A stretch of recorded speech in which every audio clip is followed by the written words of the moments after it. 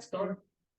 You're up. Hey, can I ask a favor? Can I get you pass or just take one and pass it down? All right. Well, thank you guys for having me. I'm Preston Sandlin, Home Inspection Carolina. We do home inspections, termite inspections, fashion consulting. No, the pants are just for marketing. I try to be remembered and embarrass my kids. So that's why we do that. We don't wear pants. I mean, we don't wear these pants on inspections. So we do. But thank you guys for having me. Oh, and I keep forgetting to look over here. But yeah, I wanted to talk to you a little bit about pre-listing inspections. I love pre-listing inspections. They're a little bit of a hard sell, but I might have a workaround for that. So the great thing about pre-listing inspections is finding out the problems ahead of time. I always say this: you can pay wholesale or you can pay retail for the repairs. And if you do the normal, buyer has their home inspector come in, finds things, you got a certain amount of time, you got to make all this happen. You just got to get whoever you can get to fix it, right? Whoever has the time and they know you need it. So sometimes that repair is going to cost a pretty penny. The great thing about doing a pre-listing inspection, time is on your side and you can get multiple estimates and they know you're not in a super hurry and they're competing against other people giving estimates. You wind up getting a better cost for the repair. Does that make sense? So you keep the deal from going sideways, finding out about problems ahead of time. You get the repairs done wholesale, which is a big advantage. Now, the problem, I feel like the inspection happens at the wrong time because people go up and down on the price, right? You make an offer, they counter in a normal market. I know it's been crazy. Counter offer back and forth, right? And then you settle on a price. In a perfect world, seller came down a little bit, buyer went up a little bit, and it's all they can do, right? Then you get the home inspection. And now all of a sudden, oh, well, you need a new furnace and a new roof. Now, these two people who just compromised are not willing to compromise again. Like, look, I didn't come down on my price. I know that was improper English, but I'm not coming down anymore. And this person's like, hey, I've come up. I saw somebody's going to have to compromise again. And nobody likes to compromise twice. So if you get the pre-inspection done, find out what the problems are ahead of time, you get the repairs wholesale, or you say, we've had this done, or you could just show them the estimates, or we're selling it as is, but here's what the problems. So they can't use an inspection report to get you down on the price because they already know. That makes sense? So that's why I'm a big proponent of pre-listing inspection, before you list a house. Now, why doesn't everybody do pre-listing inspections? Well, because you got to pay for it. And I know it's tough to get a listing, as it is, you go in and give your listing to it. And by the way, I'd like you to, spend $400 for this person to come out and call your baby ugly and list with me. It's a hard sell. I get it. And it's hard to sell that, but I do have a workaround. I thought about, that's one of the biggest objections to that. If I could solve that problem. And then a couple of years ago, I bought a house, a car. Anybody ever bought a car from, Carvana or CarMax? Anybody bought one of those? You now can buy one in a different state and have it delivered to you, sight unseen, but they give you the inspection report. So you get to find, I just want to make sure it's not flood, doesn't have rust. I want to read the inspection. So I read their inspection report on a Jeep that I bought in West Virginia because it was like $3,000 cheaper than it was here. It had it delivered. I thought, hey, why can't we do that with houses? Wouldn't it be great if all houses had an inspection report already and you could just purchase that inspection report and decide whether you want to, and not at full price. So I thought, what if you could buy an inspection report on a house for $20? Would you do that? I'd do it all day long. If I found, 3 or 4 houses I like, I'd buy the inspection report. So I thought, what if we could do like Carfax? So what we came up with is a program where we will do a pre-inspection, the pre-listing inspection, and then we put the report for sale on the internet. Now, every time one of those reports is sold, the money goes back to the seller. It's their report. We're just providing them a platform to sell. It's $19.95. Now, the most we've ever sold one was 9 times. So it didn't completely, you know, 9 times basically 20, $180, you know, the inspection was 400. It didn't completely pay for it, but it certainly offset, you know, like 50% of the price.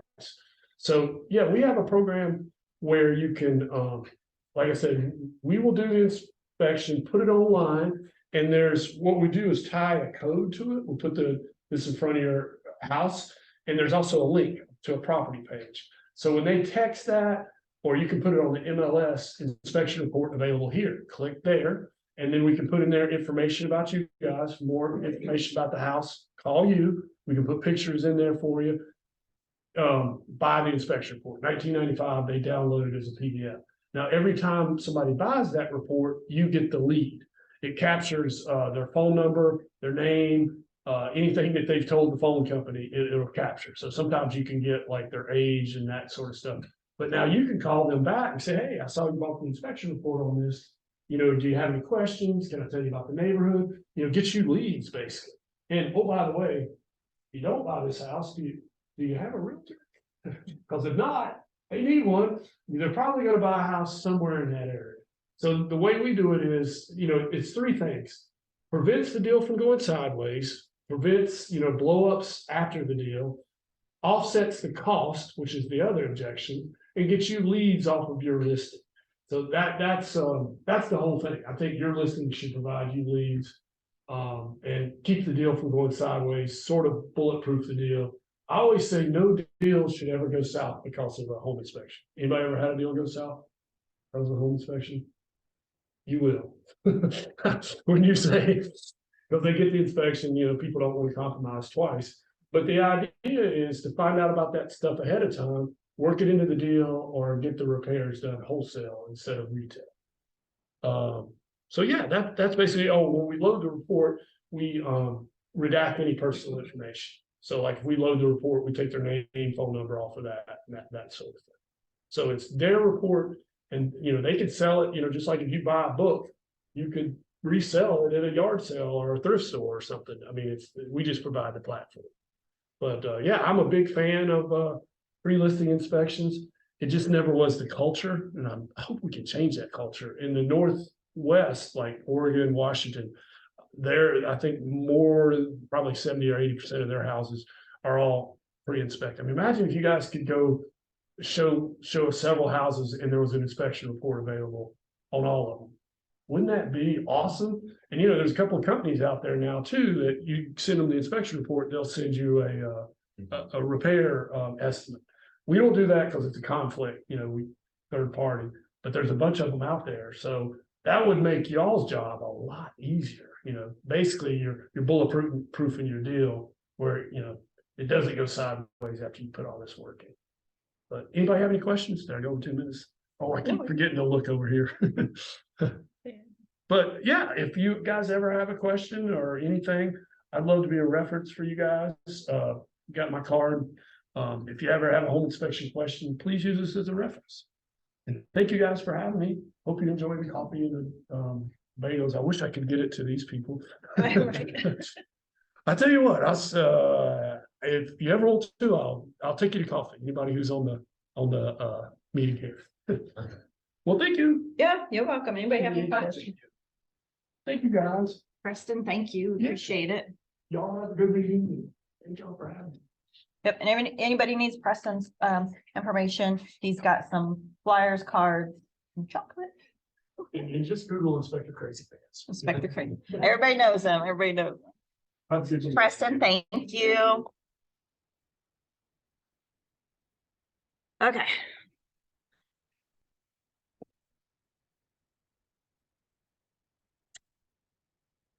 All right, we're gonna get started with the listing presentation. See, I just did a old people's move.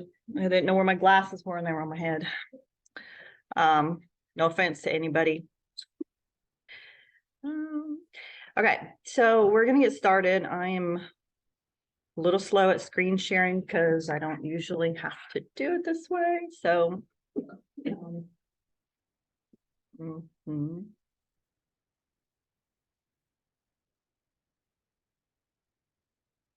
see if I can do this.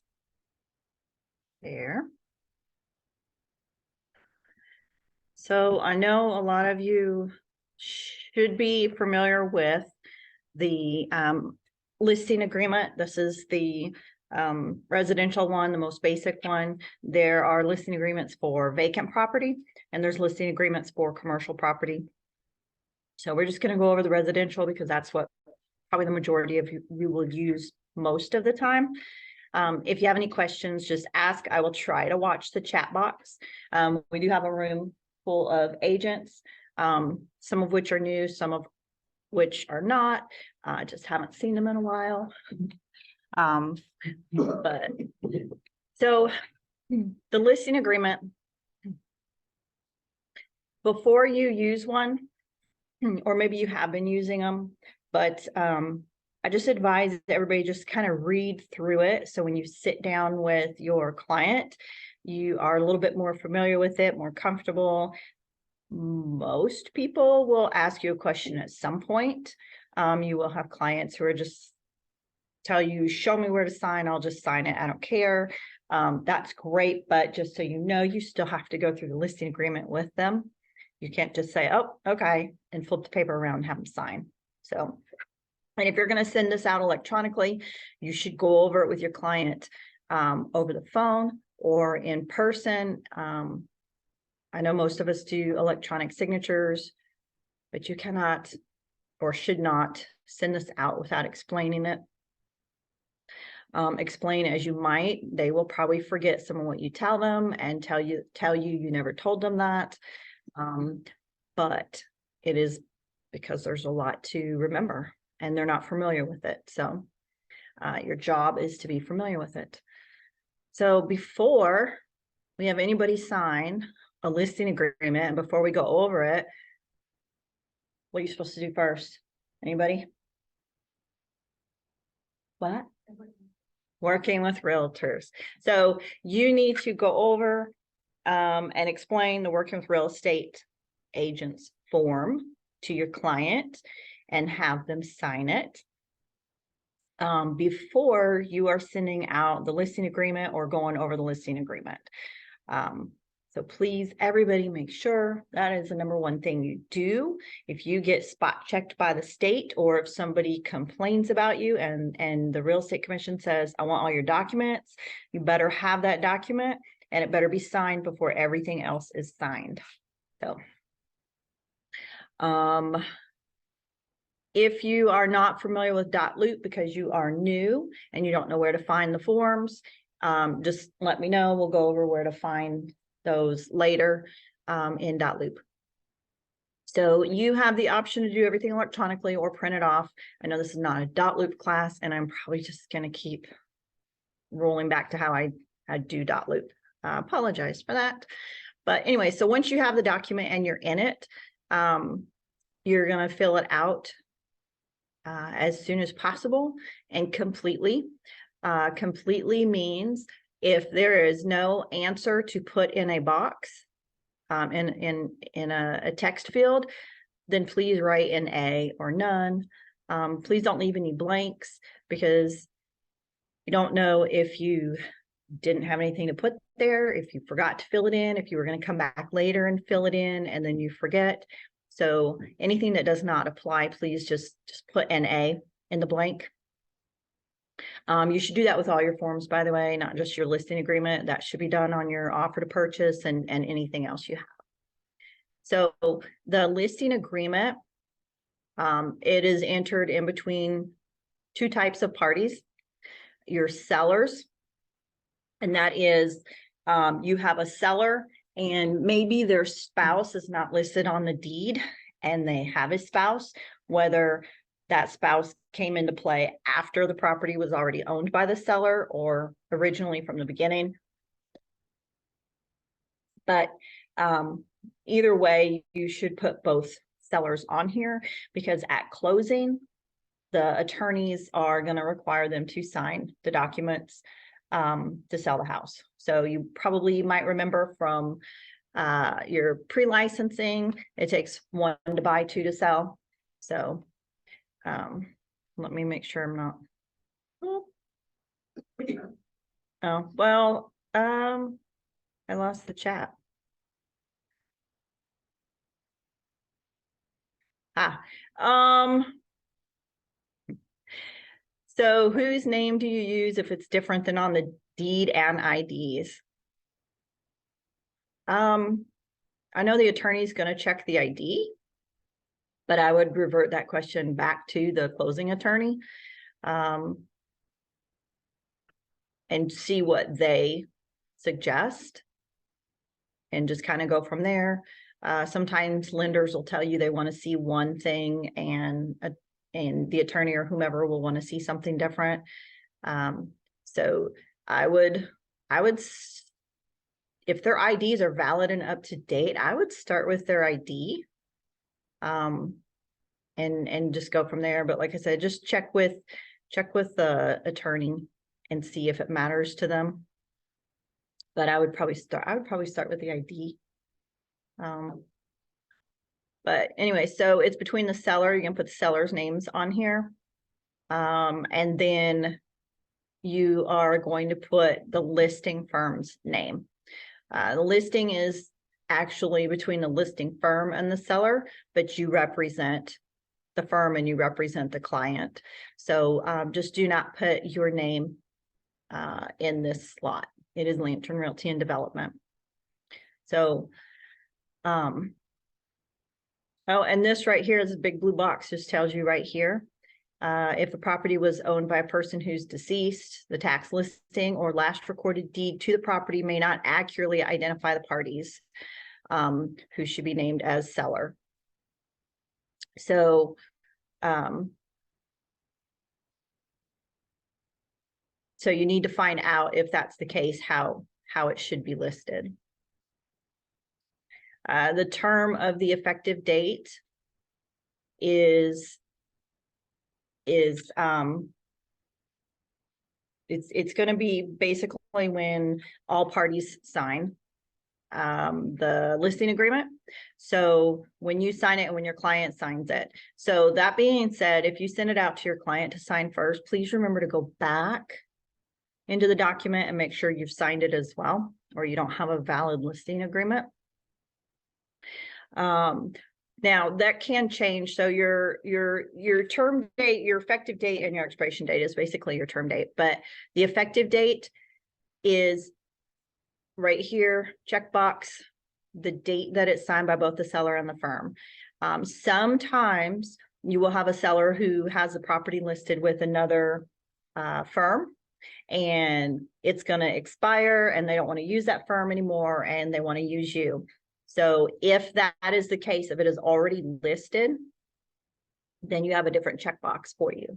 And just slow down and read them, because there's a lot of check boxes close together and a lot of date boxes, and you want to make sure you fill out the correct one. So the checkbox, if it's already listed, is going to be the second one. And you're saying, the seller is saying, yes, it's listed, but it will expire on X date. So therefore, this listing agreement will not be effective until after that. And that's what this little box is for. Sometimes we get in a hurry and we don't really read it, and we think this little date box is the expiration date for our listing agreement, and it's not. If you do that incorrectly, make your corrections, have your client sign it or initial the correction, and you initial it. But if we slow down and read it, then hopefully we don't make that mistake to begin with. So your expiration date is 11:59 p.m. on whatever date you and the seller agree to. There's not a required amount of time. There's not exactly a standard amount of time. Some people just strictly do a year out, 6 months out, 3 months out. You may have a preference. Your seller may or may not have a preference. The expiration date, if either of you decide you want to terminate the listing, it's fine. There's a termination form y'all can sign. So neither one of you have to worry about, goodness gracious, I have to deal with them another 4 months or whatever. Just sign the termination.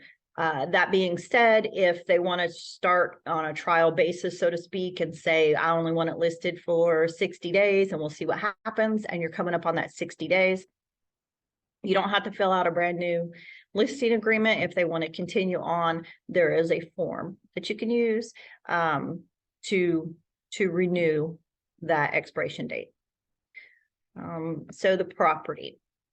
We know properties, and the general public know properties by their street addresses, which is fine. And that's what you're going to put in here is a street address. But the property may also have a different address. So if you read below there, it says the governmental authority over taxes, zoning, school district, utilities, and mail delivery may differ from the address shown. So your actual property location is not necessarily the street address. We've all seen streets that change names, or sometimes they shift the street numbers of the homes. I know I've got a neighbor that has 2 different addresses for this purpose. Post office knows it as one. It's known by another. But because of that, you don't typically move the parcel. Address changes. The legal description does not typically change. So it says complete all applicable. Complete as much as you know, verify the information. Some people will tell you, well, I only fill out one thing in case I get the rest wrong. But what if you get that one thing wrong, right? So if you type in the PIN number and that's all you're going to do is put the parcel ID number, and you get a digit wrong and you filled out nothing else because you didn't want to, now you've got the wrong property for sale. So most of this stuff is pretty easy to find on the county websites. I would say practice navigating the county websites, the counties that you are most likely going to be working in, whether it's Rowan, Cabarrus, Iredell, Stanley, whatever it's going to be. Practice. Some counties have similar websites or the same look to them. They navigate the same way, and some are completely different. Most of them, you cannot find everything you want on one county website.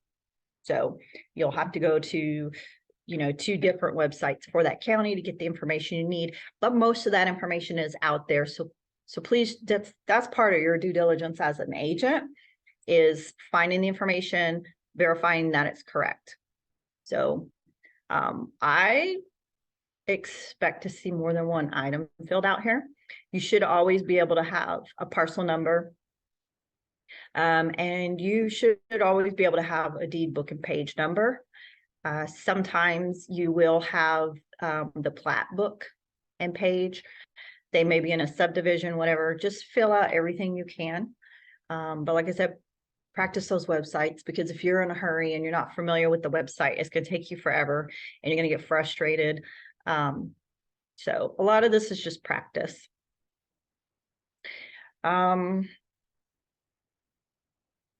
So fixtures and exclusions. So some people get a little bit confused over what's a fixture and what's not. If that is the case, most of it is listed on this page as far as what is a fixture. So you need to talk to your client and kind of read through this in case they just throw stuff at you so you can answer a little bit quickly. But read through this and read through this with your seller. Also, when you're working with a buyer, make sure they know what is a fixture and what's not as well. So they don't expect something to still be there when they move in, when it was just considered personal property. So when you go through this, is that a new chat question? Hold on. Oh, Nelly. Whose name do I use if the seller is Easy Knock and the seller owns a portion too? I'm going to revert you back to the attorney or Easy Knock, but I would say because they both own it, you would probably put both of them on there. That's an interesting question. I would start by putting both of them on there, but definitely read through Easy Knock's disclosures and everything else to see what they want. And then double check with the attorney, but I'm sure that's it. So as far as fixtures, read through this list, make sure you know what is a fixture. If your seller says, I really love the chandelier in the dining room, then you need to let them know, since it is a fixture, it either needs to be listed on the MLS as an exclusion, make a note that that chandelier will not stay, and that your client should be replacing it with something else, or to save any issues once the property is listed. See if you can get your client to replace that item before the pictures are made of the home and before it goes out on the listing on the MLS. So if they are partial to that chandelier or the bathroom mirror, for example, have them change them out and put them away. That way, when the pictures are done, whatever mirror is going to be in the bathroom is already in there, and there's no issue. It's just easier to take care of it ahead of time. Same thing with landscaping. So most people don't think anything about the landscaping one way or the other. It is a fixture. There have been cases where a buyer chose a house just because of the landscaping and the rose beds and stuff like that, and the seller was partial to them and dug them up and took them with them, much to the buyer's disappointment, and that has caused issues. So it's everything. Just read through it. As far as appliances go, I think that trips people up. Stoves are fixtures, built-in appliances like the microwaves that are attached to the cabinets and stuff like that. Those are all fixtures. Refrigerators are not a fixture. Washer and dryers are not a fixture. Explain that to your seller. Find out from them if that is something they are willing to leave, or if they are absolutely taking it with them. Is it negotiable? Are they just saying, I don't want to move it, we're just leaving it with the house, whatever. If they are going to leave it, or if they're open to negotiation, there's a place on the form, on the listing agreement, where you can put that in there. But yeah, so anything they are partial to that is supposed to stay with the house, they need to tell you about, and you need to disclose it. Unpairing and deleting data from devices. So there are so many smart devices and cameras and Ring doorbells and everything else now. It's easy to overlook it, but talk to them about that. Anything that's staying, they need to unpair it from their device by the time they move. It says right here, restore everything back to factory default settings. If there is anything they are taking with them, talk to them about it. If there's anything they're taking with them, please note it in the MLS. And when you talk to a buyer's agent and a buyer says, or the agent says, we're submitting an offer, okay, great. Do you and your clients realize these items are not staying with the house? So just kind of remember to throw that out there, because you'll find that many agents do not read the remarks on MLS or look at fixture exceptions or anything else. So just assume that nobody has read your MLS listing, and just remind people of that. So items leased or not owned. We all pretty much probably know satellite dish part of that. Security systems, appliances. It says appliances because while you would think the appliances are staying with the house and possibly paid for, they're not always. Some appliances people get from the rent-to-own companies. They may go to Lowe's, for example, and open up credit to purchase all these new appliances for the house: washer, dryer, fridge, stove, dishwasher, stuff like that. If they are not paid off and they're making payments on an account to Lowe's, those appliances are owned by Lowe's. And if they're not paid off at closing, Lowe's will probably come take them, and then the buyer will not be very happy. So just kind of go over that stuff as well. Just remember to ask them, you know, is everything paid for? Do you have any credit or accounts open on anything? And remember to specifically mention appliances, because a lot of people go, maybe they go at Black Friday and decide to redo all their appliances in their kitchen and they open up credit. They may not think about it, so they need you to prompt that question. Other items that do not convey. If they want to take that chandelier or that specific bathroom mirror, this would be a good place to put that on there. Talk to them about it, write it in here when you go to fill out your MLS listing. If you look through your listing agreement, when you do that, that will help remind you to put that in there on the listing. Personal property. So if they're going to leave anything, they can leave if they choose, like the refrigerator and the washer and dryer, and that's okay. But if they say we're going to leave half the furniture in the house, that can't be listed on the offer to purchase you receive from the buyer, lender, unless they're paying cash. Lenders don't want to see that because that can't be part of the loan. So you'll have to discuss that separately. But personal property, if they say, yep, we'll leave the refrigerator, washer, dryer, or we're open to negotiation, or we're going to leave the riding lawnmower because we're moving to a condo and we don't need it or whatever, that's where you're just going to kind of put some of that simple stuff here. Again, if you read through your listing agreement, when you input your listing on MLS, that will help remind you, oh yeah, by the way, you know, seller is leaving these items. Any other personal property, you need to let your seller know that when closing time comes, that house has to be empty. They can't just leave whatever furniture they decide they don't want to take, you know, or contents in the shed or whatever. They need to get all their stuff out. Home warranty. Some sellers will agree up front to purchase a home warranty for the buyer as an incentive to buy the house. So you can put that in here.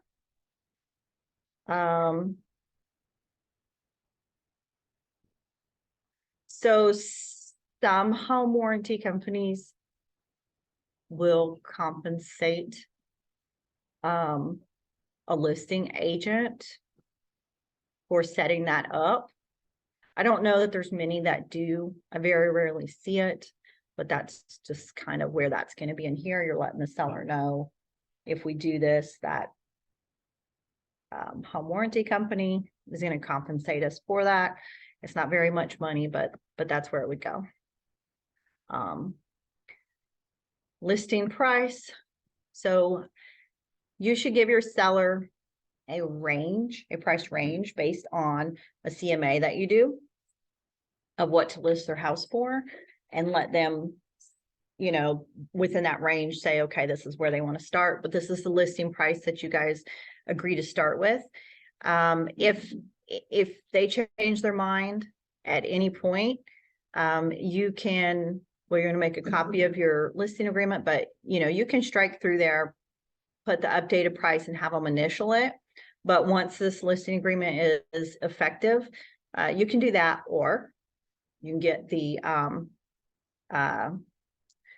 there's an agency, there's an agreement form where you can adjust the list price as well.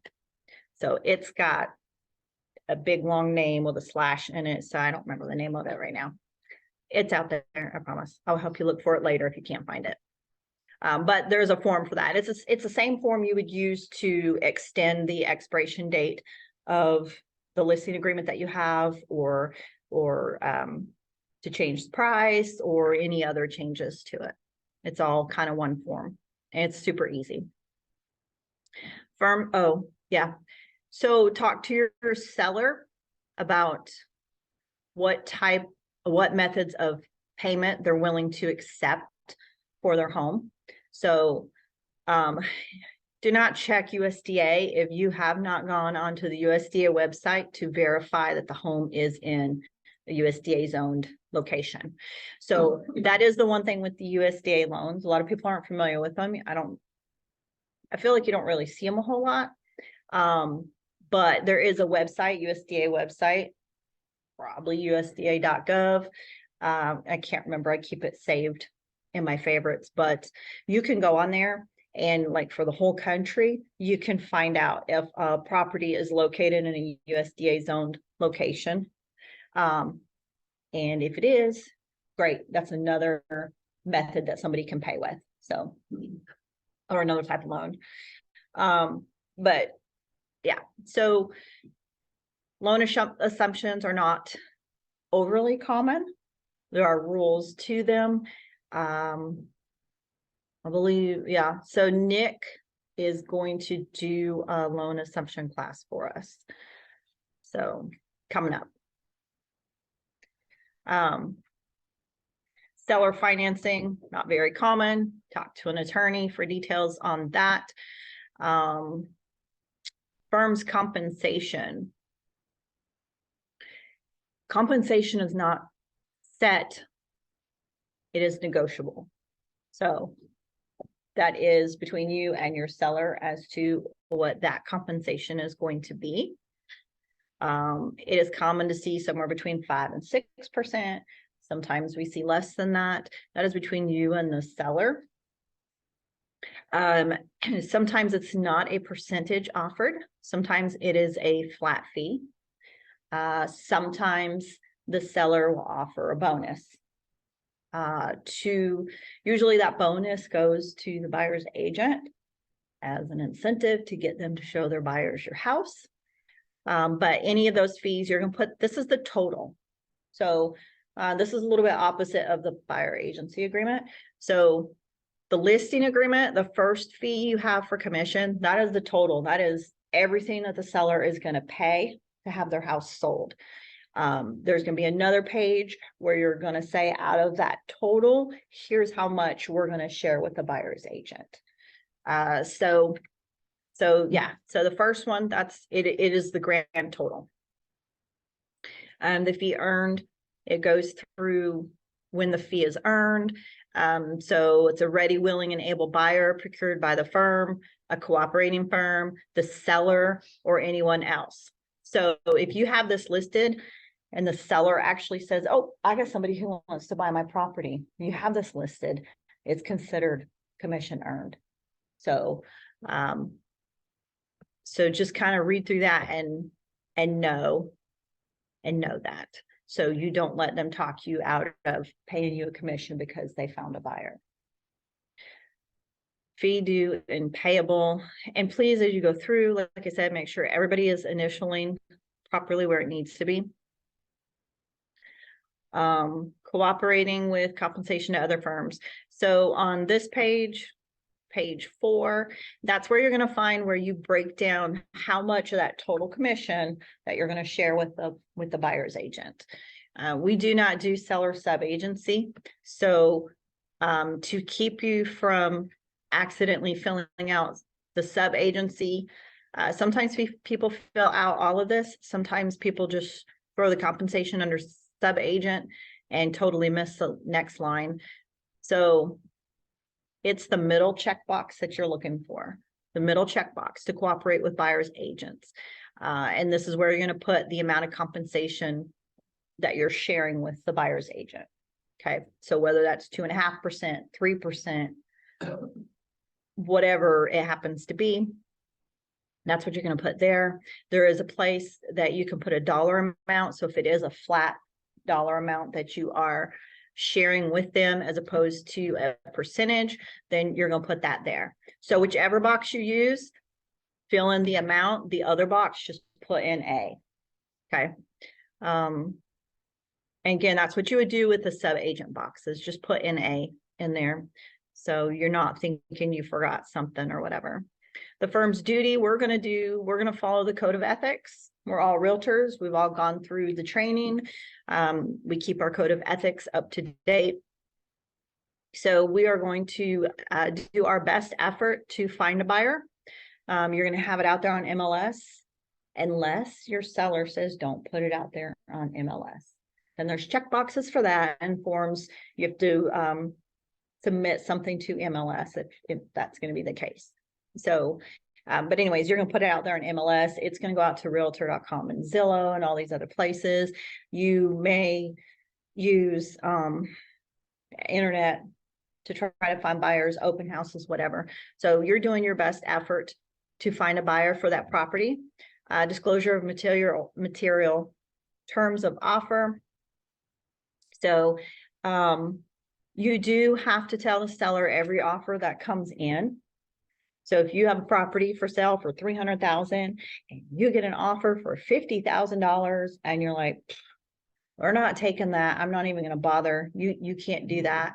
Even if an offer comes in for $50,000, you still have to show it to the seller. You have to tell them about it, and they can say whatever they're going to say, but you've done your duty and you've done what you are supposed to do. Disclosure of material facts. If you know of anything that's considered a material fact, it is your duty to disclose that and let people know, regardless of what your seller wants to do. So they may have a buried oil tank. You need to let people know. The seller may know that they have it and may not want to say anything, or the seller may not even realize they have one on the property. But it is your duty to figure that out and to let everybody know.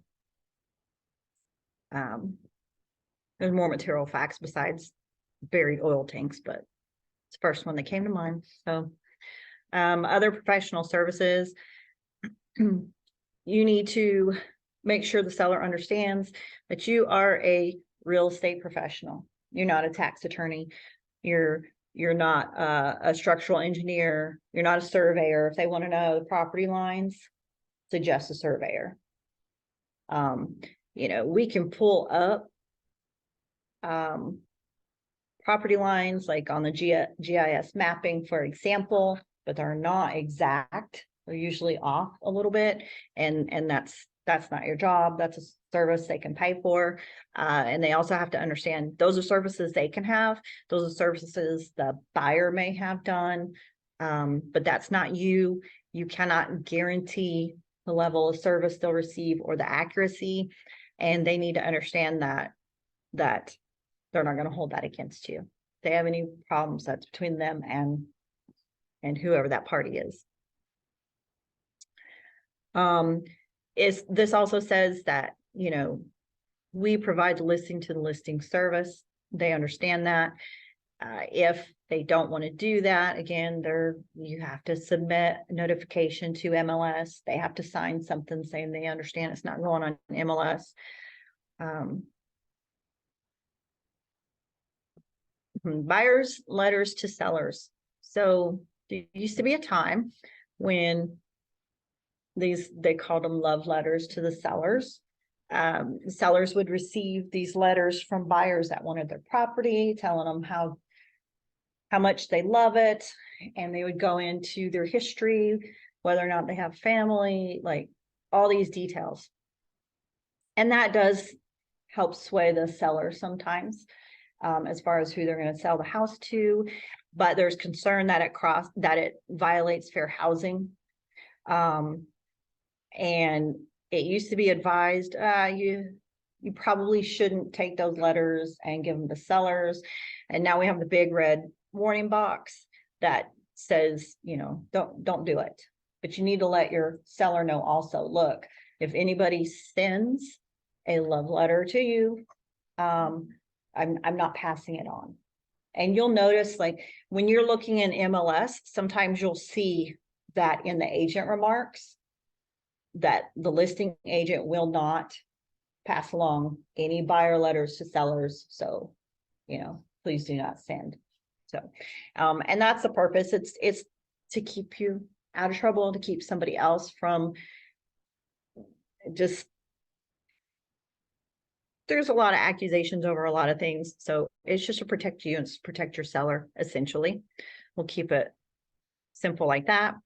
But there's these little initial boxes that sometimes people skim over, just because they're almost hidden. And it just says that the seller acknowledges that you've gone over everything in there to understand your duty. Just make sure you get those initialed as well. Commencement of marketing, that is the date that the property is going to be marketed. So you're gonna fill out the date on there. If you are doing a coming soon listing, this date is different from the coming soon date. So this is the date you're gonna start telling people this property is for sale. Marketing authorization. This is the public marketing box. Occasionally this gets missed as well. This one says, basically what it says, it's for public marketing, that the seller agrees this is going to be marketed to the general public. You have two options. You have public marketing or you have office exclusive. Your seller probably doesn't really want office exclusive because it's not going to be advertised to anybody outside of Lantern. It's not going to be online. It's not going to be on the MLS. It's just strictly, hey, I've got something. Do you all have a buyer? And that's all basically you're doing. So public marketing, they understand and agree, yes, it's going to go out there for everybody to see to try to sell the house. If you are doing a coming soon, then check this box for coming soon advertising. If you are not doing a coming soon, don't check the box. If they don't know if they want to do a coming soon, and at first they decide not to, and then everybody changes their mind, you can make corrections as long as every correction that's made is initialed by you and the sellers. But if you do a coming soon, check the box. You should always check that that there is a copy attached to this agreement. There is a coming soon form that if you do a coming soon, you must use the coming soon form. It is in the MLS. There's also a copy here in .loop. So read through it with your client. There's a bunch of places for them to initial, acknowledging that they agree to each statement. They understand how it works.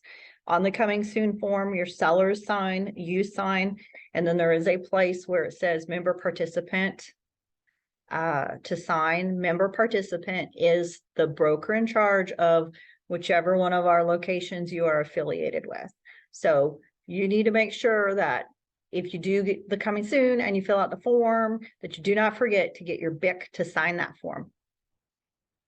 So the date on the coming soon is different from the marketing date because you may put the property on MLS and list it as coming soon.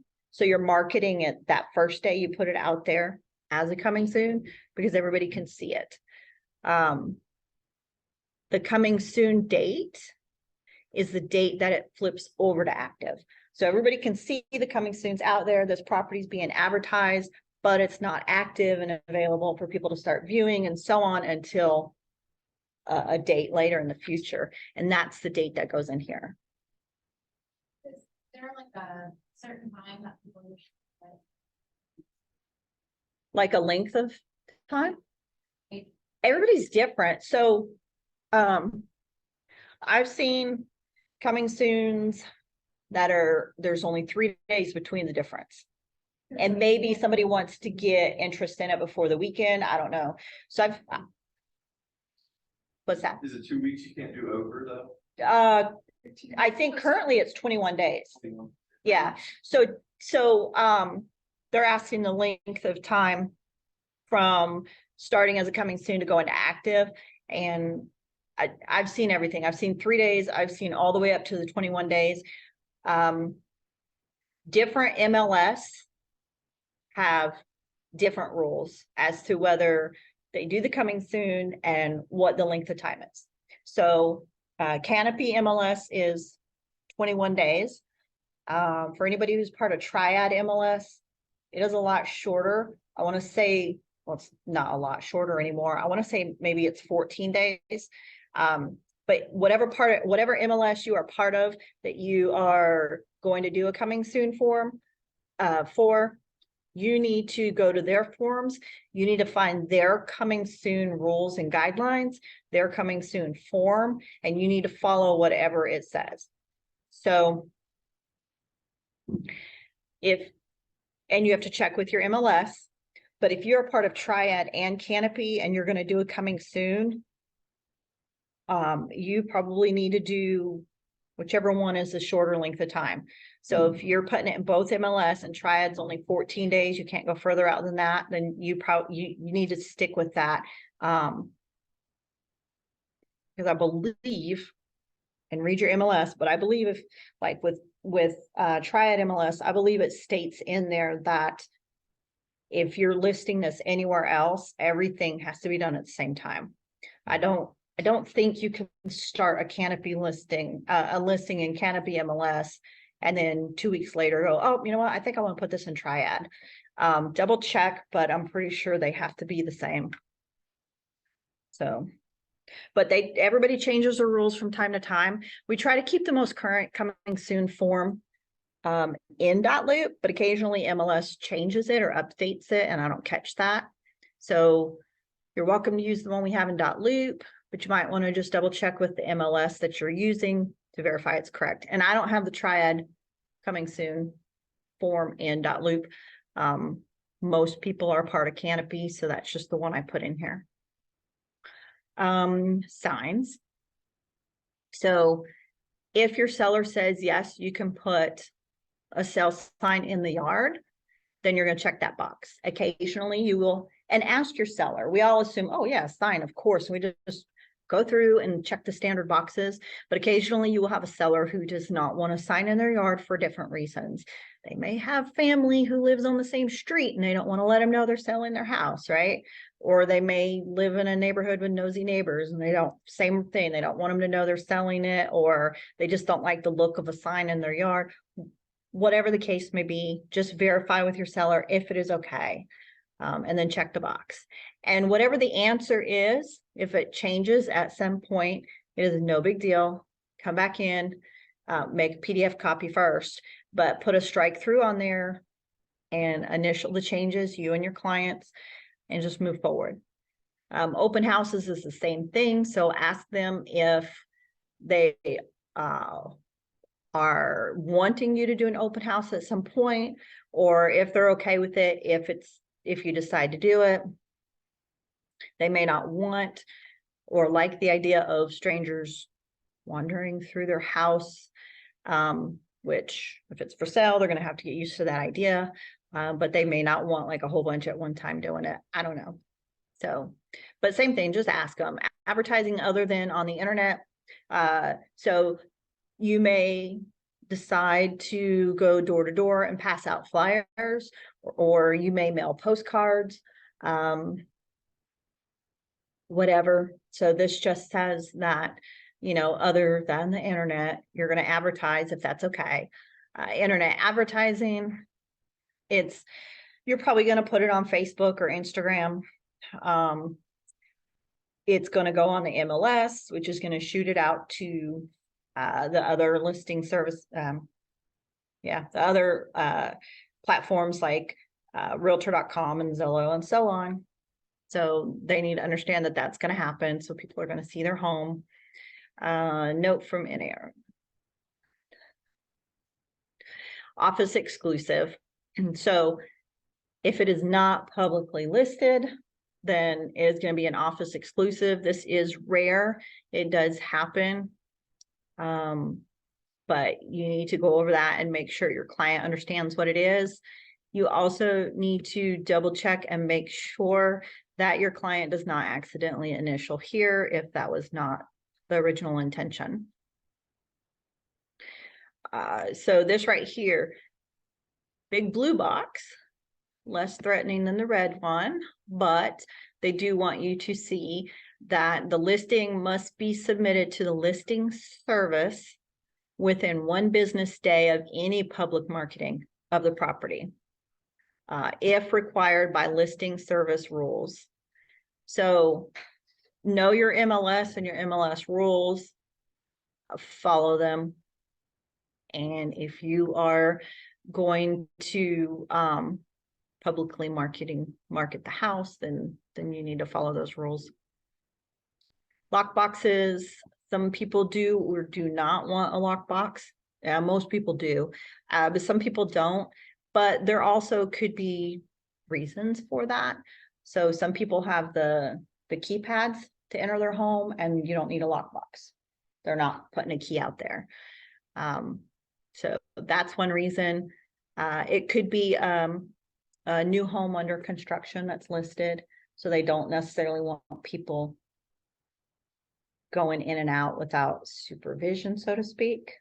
The listing agent may need to meet the buyer's agent, and the buyer's there just due to the phase of construction, for example, so there may not be a lockbox on the house. So there are various reasons for that. And you can read through the seller acknowledgement. We do everything in our place to protect the sellers. We have a listing, showing service for that as well, but they need to understand that we cannot always control who accesses that lockbox. We cannot always control who has the code. So we do our best, but there's not everything that you can control. You can't really control the buyer's agent and how they conduct business when they're on showings. You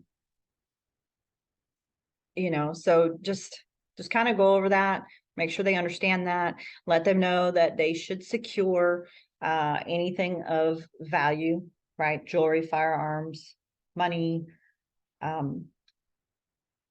whatever, right? So it's their job also to make sure that stuff is put up. You know, you hope for the best, but there's different kind of people out there, and they need to understand that you can't control that, but they need to work with you as well. Sorry, bother me.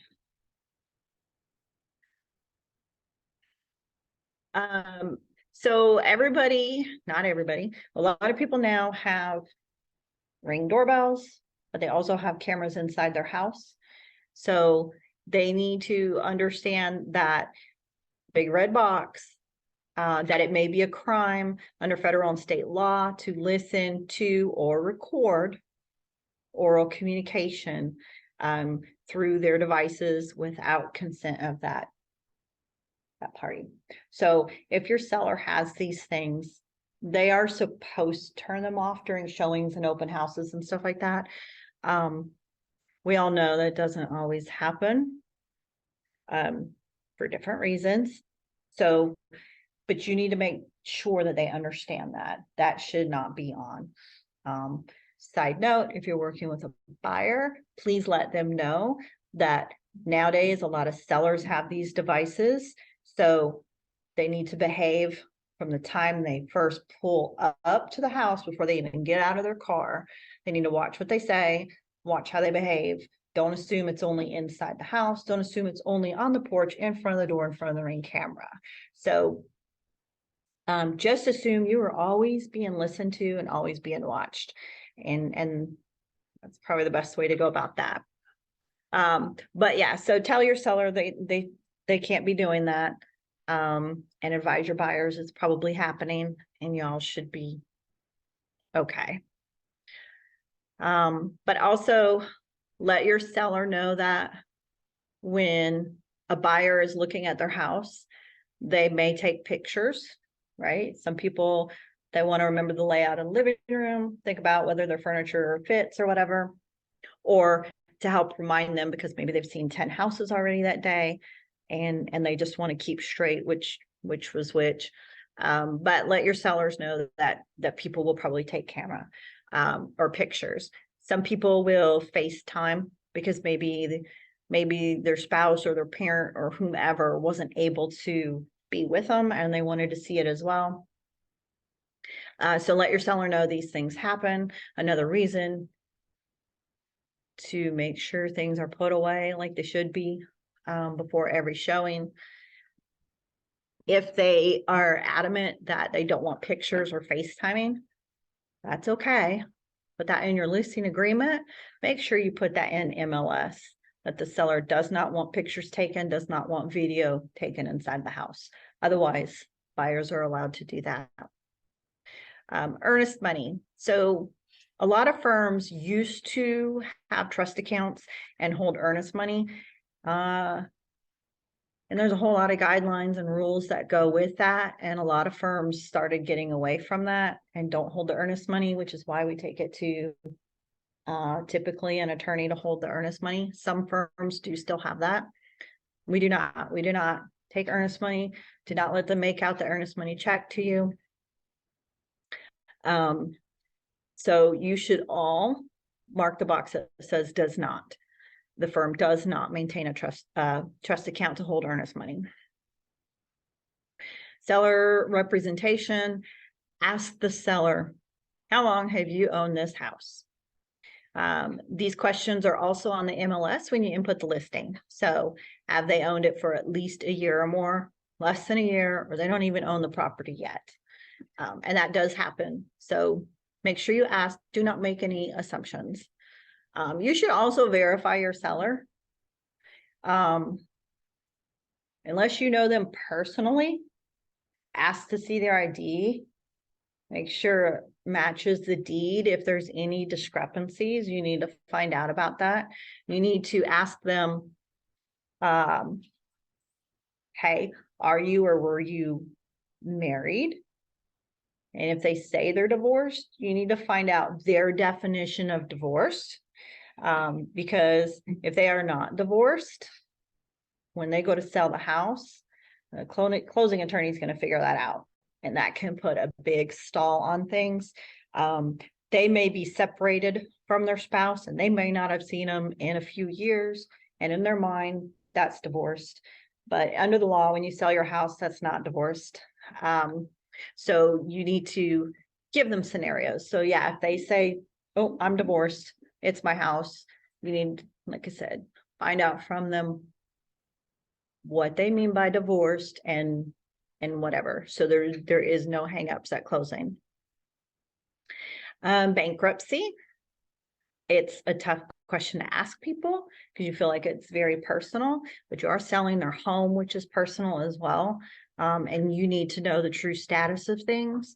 So ask them, check the box that applies. If they are under bankruptcy or contemplating bankruptcy, ask additional questions to go with that, just so you know what phase they're in. You know, and they can talk to their bank and maybe they can get you a contact person or at their bank or mortgage company to find out what status they're in. Make sure it is okay that you are selling their house. Does it have to be sold by a certain time? So on and so forth. Access, there is a legal public right of way. If access is a private road or by an easement or anything else, then you need to know, is there an agreement or is there not an agreement? So find out if it's not obvious how they access the property. You need to find out what they own and everything like that. So manufactured mobile home. If there is a manufactured home or mobile home on the property, there's a place to put their VIN number and any other information you have about it. Owners association, ask the client, is there a homeowners association? They should hopefully know the correct answer to that. If they say no, see what you can research on your own. Maybe they haven't lived there long enough and haven't had to deal with them, or they don't think there is, but there is. But anyway, so if they say yes, then you've got your information here. Get what you can from them. Reach out to the homeowners association, see if you can get a copy of any HOA rules, bylaws,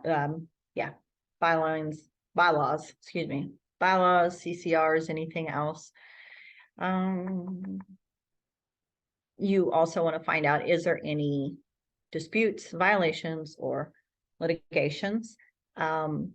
Because you don't want a buyer purchasing a property and then finding out that there's some kind of disagreement going on and the homeowner association lost, and now they're going to make every person who lives in that community pay for it. So no surprises. See what you can find out.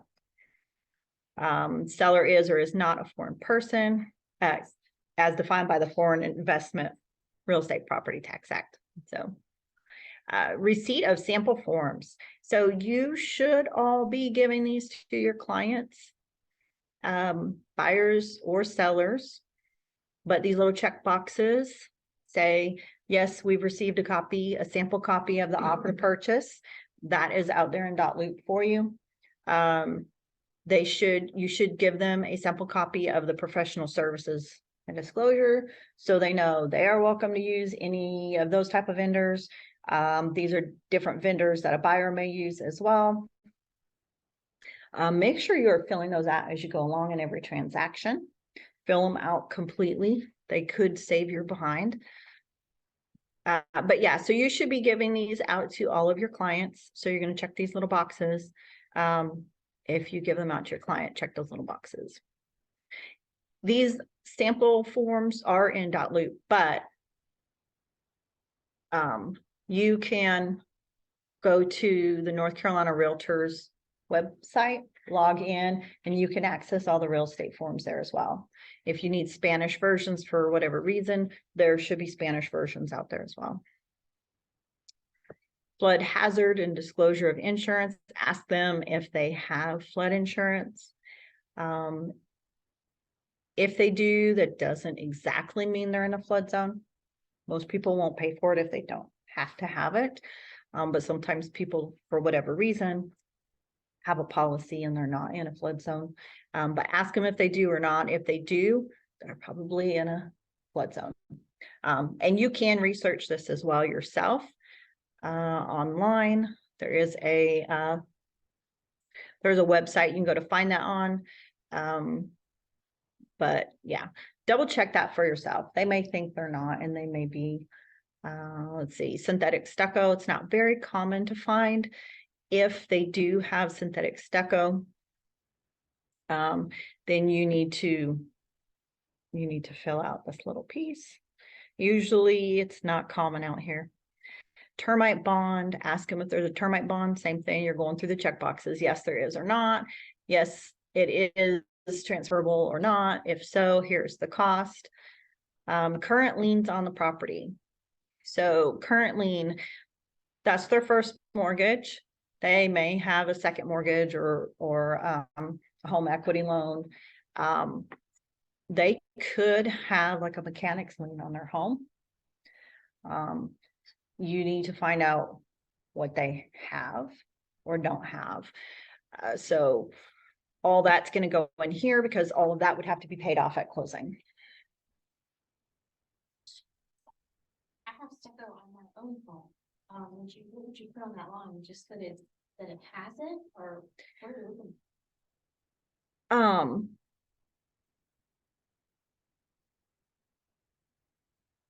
I guess what it had, the kind it has, because, and this is probably not the whole entire part of it, but the stucco, sometimes you can get cracks in it.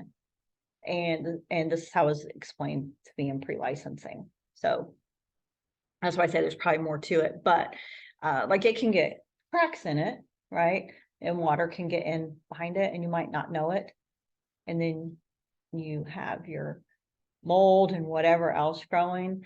So, and I'm sure there's even more that goes into it. But it's just one of those things you have to. Two things, and when I lived in the Woodlands, Niblock had used synthetic stucco on some of their houses back then. No one knew, I think, back in the late 90s that it was problematic. Mhm.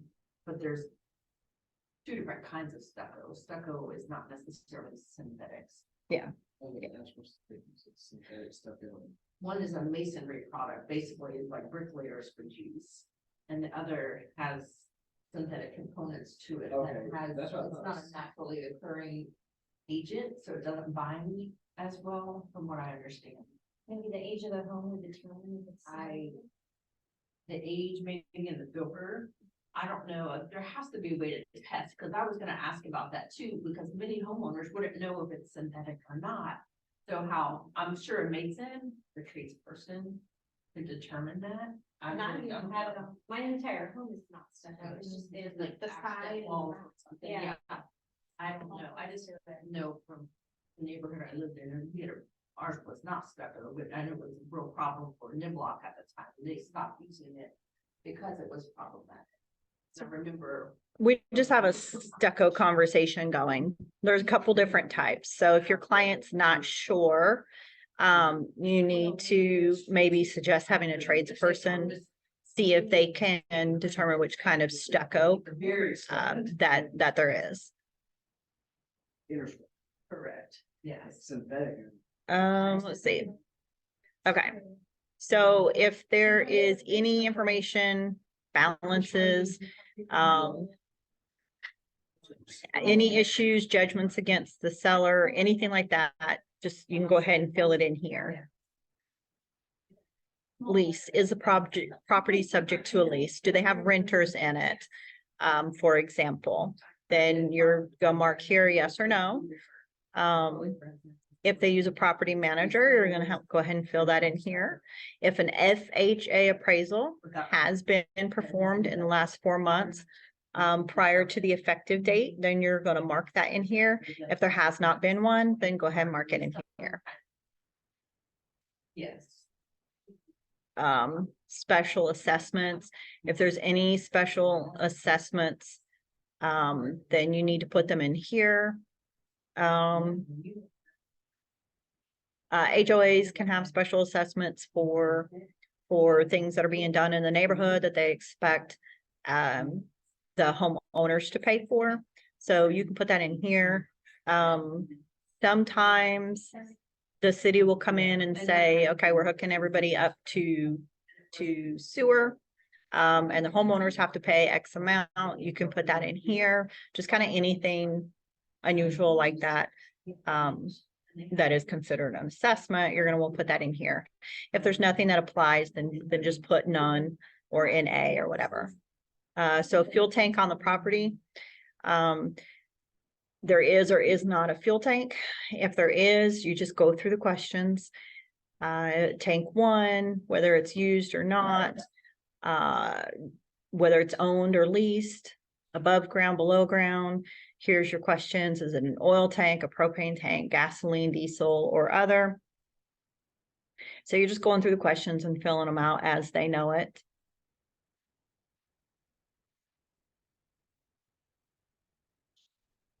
Off-site. So this one was new.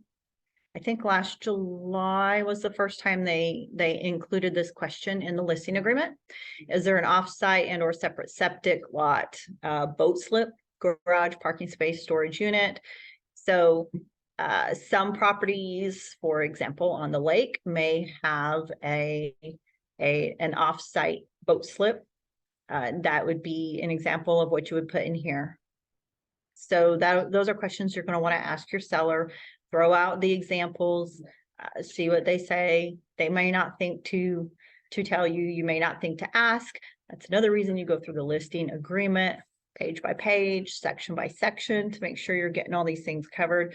Make no assumptions. Don't ever make any assumptions. Ask. Government compliance. So if there's any issues, you're going to put that here, if not in A. Seller's duty. They need to be honest with you. They need to disclose what they know. They need to fill out the residential property and owner's disclosure as best and accurately as they can. I know it's common just to fill out no representation because it's easier. If they know something, encourage them to fill it out accurately. It prevents problems in the future. Honesty is the best policy. If they don't know something, like if it's asking what kind of pipes they have and they're not sure, it is okay to put no representation. If they're 100% sure they're copper pipes or whatever, then let them put that. But if they don't know, it is okay to put no representation, but just encourage them to fill it out accurately. It reduces the questions buyers will have. It reduces problems in the future. Some of that information you're going to need to know anyway. So mineral oil and gas. Oh, also you cannot fill out any of the disclosures for your clients. Okay, so don't pre-fill the property disclosure based on what you know or what they tell you. You have to give it to them. They can fill it out by pen or they can fill out electronically, but you are not to fill it out. Mineral oil and gas rights needs to be filled out. Read through it with your client. Have them check the boxes and sign it. Lead-based paint, if it applies. Lead-based paint applies to properties or homes, dwellings built prior to 1978.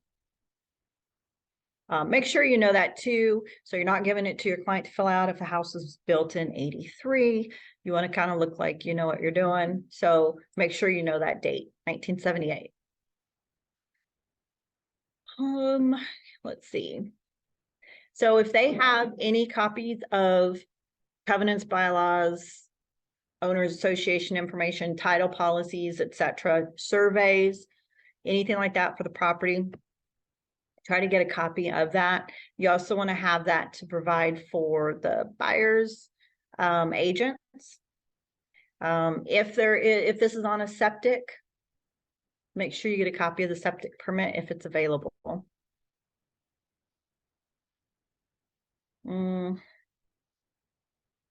Seller says they have the right to convey the property. Nothing would prevent them from doing that.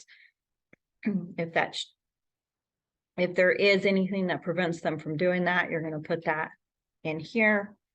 Home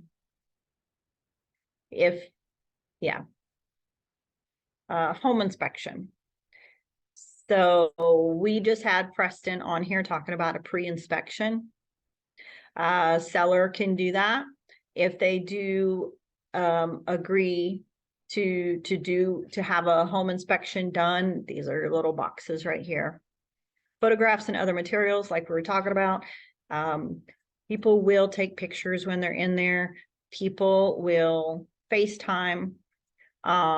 We also are taking pictures to put out there on MLS. So they need to understand that we're going to be doing that. If it's out there in MLS, we have to have at least 1 or 2 pictures, I think. So they just need to understand that this is just going to happen. Encourage them to put things away that they don't want everybody to see. Additional terms and conditions. Most of the time, this is blank, but anything that you agree to with your client, in addition to the standard on this listing agreement, that's just kind of what you're going to put in here. Some people do make statements, for example, that say if the listing agent becomes a dual agent and represents both sides, gets to closing, that they will reduce their commission. I've seen those statements in here. So it's just left open to whatever y'all agree to. Dual agency, this goes over dual agency. You should have went over this already with your client when you went over the working with real estate form. If you did not, shame on you. Either way, go over it again. There's a lot to learn and to remember. And when you're new to real estate, a lot of this stuff just blurs together and you don't remember everything. Well, that's the same with your client. You can go over the form. And then when you go over the listing agreement again, by that point, they may have forgot what dual agency is, what a dual agent is, so on and so forth. So you're going through this form, you're doing it properly. You're going to explain dual agency to them. As an agent, you should know all of this stuff. If you're not sure, read through it. If you have questions, reach out to one of us. But you have to be able to explain it to your clients. So, but dual agency, basically the firm has an agent representing the buyer and an agent representing the seller. And that may or may not be the same agent, but it is the firm that has both, right? Because the clients are clients of the firm. So, but you need to go through and you need to explain all of this. If you yourself are acting as a dual agent and you are representing the buyer and the seller, your job just became harder because you have to be careful how you advise them, because you know all your buyer's secrets, you know all your seller's secrets, you know their bottom lines, you know where they're willing to give. Now that makes it harder for you to advise your clients without one of them accusing you of favoring the other or sabotaging the deal or whatever. So you need to think really hard about if you're going to do it. You can do it. We don't have anything that says you can't do it. Some people do it all day long. Some people will absolutely never do it. And some people choose on a case-by-case basis whether or not they feel they could do that. If you are not sure, you can always refer your client to another agent. Make sure they're better taken care of and collect a referral fee. So there are options, but anyways, so go through this, make sure they understand it, make sure you understand it, make sure you're comfortable with it. Designated dual agency, the firm has both clients. However, one agent is going to represent the seller, one's going to represent the buyer. That drops you down to these boxes. You need to make sure you understand these boxes. And they are just like on the buyer agency form for anybody who was in the buyer agency class. So the dual agency, they're initialing here saying, yes, we agree Lantern Realty can have somebody represent the buyer and the seller. But there's the additional check boxes as to whether or not the seller does or does not authorize the same agent to represent both parties. Some sellers, they don't care as long as you sell it, they don't care. Others are like, absolutely not. You are only going to represent me. We're not playing that game. So that's your little boxes right there. This initial box. So look at these, because these initial boxes, you are only going to initial, right here, it says first sentence, also initial if the firm offers designated dual agency and the seller authorizes designated dual agency. Designated dual agency. One person represents the buyer, one represents the seller. So if the seller is fine with dual agency, don't worry about the initials. If they do not want you being a dual agent, they only want you to represent them and somebody else, then go ahead and have them initial down here. This one sometimes is initialed only or as well as. This right here doesn't, where it says exclusive representation, I think that's where some people get tripped up. Exclusive representation does not mean that you are only representing them. Exclusive representation means basically that Lantern Realty can represent them as a seller, but there's no dual agency, so no buyers can come from Lantern Realty. Okay, so if I have a seller and they want exclusive representation, none of you can bring a buyer. That's essentially what they're saying. So just make sure you understand that so that the correct boxes are being initialed.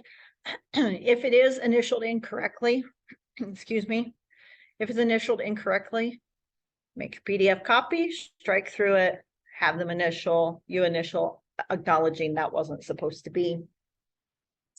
And that's okay. And sometimes people do mark exclusive representation because I see that more on the buyer's side. And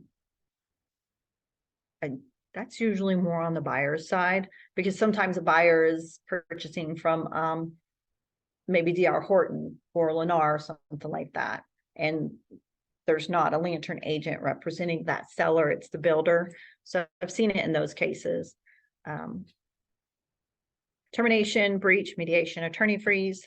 This goes over all of that information. Just kind of read through it. it just kind of goes over all that for you. Wire fraud warning. You're going to see this on everything. Some forms it's on here twice. It is a big deal. Let them know you're not going to be sending out wiring instructions. If they receive anybody, they need to call that. For example, the attorney's office. If they receive wire instructions from the attorney's office, then they need to call that attorney's office specifically, let them know they received it and verify all the information on it, because some people intercept those emails, change just a little bit of the email address and send it out. People don't catch it. That money's gone. So sign it, entire agreement and changes. That is the end of this one. Make sure your seller signs in the right places. If they're individuals, they can fill out and sign the top part. If they are an entity seller, as in LLC, corporation, partnership, trust, etc., this middle section is where they sign. This bottom section is for you, the listing agent. Please put Lantern Realty and Development's name in here. Please put the firm license number in here. If you don't know it, I will happily give it to you. If you don't know it, you can go into MLS, for example, search firms. You'll find the firm number. You can go into the Real Estate Commission website, search up firms. You'll find it in there as well. There's a lot of places to find it. It used to pre-fill on these forms. It does not anymore. I'm not sure why, just doesn't. Firm phone number, office address. Double check the office address. The ones that pre-fill sometimes are correct and sometimes they're not. So it's not necessarily pre-filling an old address. There's one that pre-fills and it's kind of a combination of two old addresses. So it's 100% not even close. So just go through. If it pre-fills and it doesn't look right to you, look up the address of the location you're affiliated with, put the correct address in here. If you go into your account in .loop and under your settings and all that stuff, and you put the office address in there and you save it, it should pre-fill the correct one for you. But just verify that so that it is correct. Listing agreement, you're going to sign it right there. Your license number needs to go in here. Your real estate license number needs to go in here. Your phone number. Unless you do communications by fax, please don't put a fax number in here, even if you have one, because you're telling everybody you're okay to communicate that way. And if they communicate to you that way and you don't see it because you don't ever check your fax, then that creates a whole nother problem. So email address, put it in here. So just slow down with every form, slow down, make sure you're filling in the blanks, make sure they are correct, proofread it if you need to. It makes you look more professional as well. That's it. There are property disclosures to give your clients. We're not really going to go over those. I don't know what else to tell y'all. Read it, be familiar with it. If you have not filled out a listing agreement or you've only filled out one or two, get comfortable with them. Pull it up, create a loop, pull it up, start filling it out. If you own a home or you live with your parents or, or use your grandparents' address or whatever the case may be, but pick an address, do your research like you would if it was a client, start filling out the listing agreement with that information, get you familiar with it. You'll get faster at it. You'll be able to answer questions quicker if your clients have them. You'll just kind of get a feel for it. You'll be quicker and more comfortable with doing the research, pulling the deed, pulling up the GIS mapping, the tax billing, so on and so forth. But practice so you're comfortable with it. And you get familiar with it. So even if you're not busy, if you are new, whatever the case may be, you can practice on these forms. You're not going to hurt anything. Start a loop, upload them, just practice, play, get comfortable. Do the same thing with MLS. Get in there, practice looking for properties, set yourself up on an automatic search, and so on.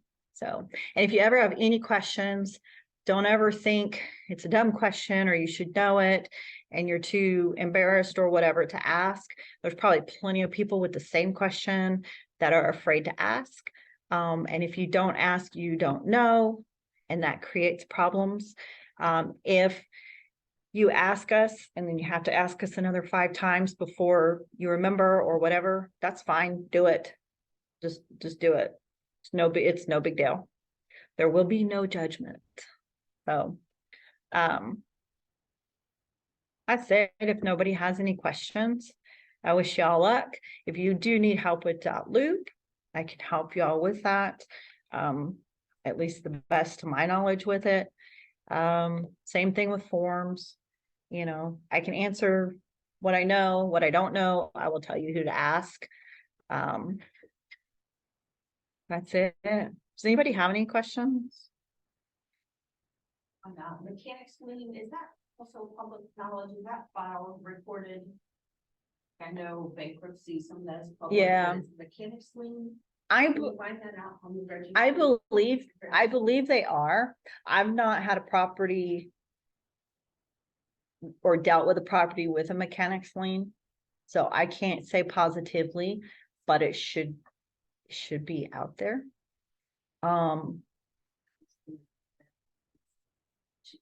They owe a lumber company Mhm. over $100,000. So I know that's a legal document. Mhm. And I don't know, I'm gonna test that. And see Yeah, if that's on- Test it and let me know Yeah. if you can find it. 'Cause I'm Yeah, curious because you know about it's out there, so now you know Yeah. to look for it. Yeah. So, yeah. So thank you all. If you have no questions, then we are good to go. Quick question. Yeah, sure. On the commission split stuff, Mhm. I've seen where, and I've thought about doing it myself, but, I've seen where some agents that are listing, if they get like a 6%, they'll do 2.5 and 3.5. What's your thoughts on that? Is that ethical? Is that, what is your thoughts on the splits? So